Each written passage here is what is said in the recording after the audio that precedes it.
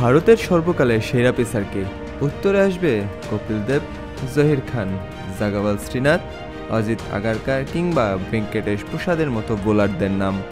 সেই কাতারে হয়তো ভারতীয় পেস সেন্সেশন জসপ্রীত বুমরা এখনও গিয়ে পৌঁছাননি।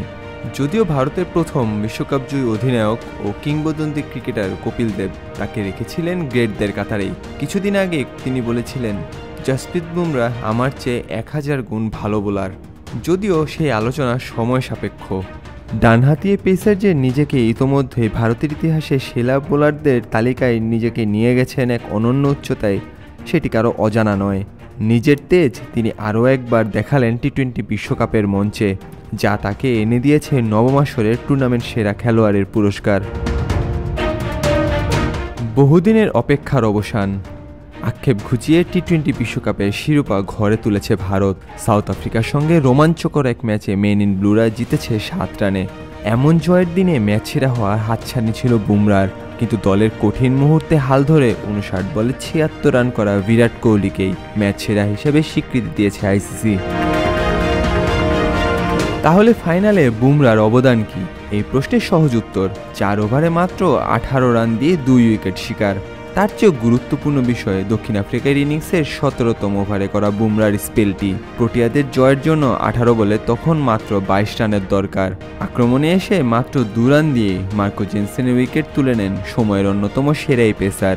এ তো গেল কেবল ফাইনালের কথা, পুরো টুর্নামেন্টই বুমরা ছিলেন মিতব্যয়ী, অন্তত ন্যূনতম সুপার 8-এ ওঠা দলগুলোর বোলারদের মধ্যে। এবারের বিশ্বকাপে 8 ইনিংস বল করে দ্বিতীয় সর্বোচ্চ 15 উইকেট শিকার করেছেন বুমরা। তার সামনে আছেন কেবল 2 জন, ফজল হক ফারুকি ও আর্শদীপ সিং। দুজনেই সমান 17টি করে উইকেট নিয়েছেন। তবে বুমরা অন্য জায়গায় এগিয়ে। ম্যাচের সবচেয়ে কঠিন মুহূর্তে তিনি আক্রমণে আসেন, আর প্রয়োজনীয় ব্রেক থ্রু আর বোলিং ইকোনমি তার বোলিংয়ের প্রধান অস্ত্র। মাত্র 4.17 ইকোনমি এবং ম্যাচ প্রতি 8.26 গড়ে রান দিয়েছেন তিনি। তার চেয়ে কম ইকোনমি ও গড়ে বল করা টিম সাউদি ও ট্রেন্ট বোল্ট বিদায় নিয়েছেন গ্রুপ পর্বেই। ফলে বিশ্বকাপ জয়ী বুমরা কতটা এগিয়ে এবং দলের জয়ে কতটা প্রভাব রেখেছেন, এজন্যই তার হাতে তো টুর্নামেন্ট সেরা পুরস্কারটা মানায়। ফাইনাল শেষে রোমাঞ্চকর জয় নিয়ে মন্তব্য করতে গিয়ে পেসার মোহাম্মদ সিরাজও কৃতিত্ব দিয়েছেন বুমরাকে। কিভাবে এমন সাফল্যমাখা পারফর্ম তিনি করে গেলেন সেটিও জানা গেল টুর্নামেন্ট সেরা ক্রিকেটারের মুখ থেকেই। বুমরা বলেছেন, আমি শান্ত থাকার চেষ্টা করেছি, এজন্যই আজ আমরা এখানে। চ্যাম্পিয়ন হওয়ার পর সত্যি আমি এখন আর এখানে নেই। এমন উল্লাসের সময় আমার সন্তান ও পরিবারকেও কাছে পেয়েছি।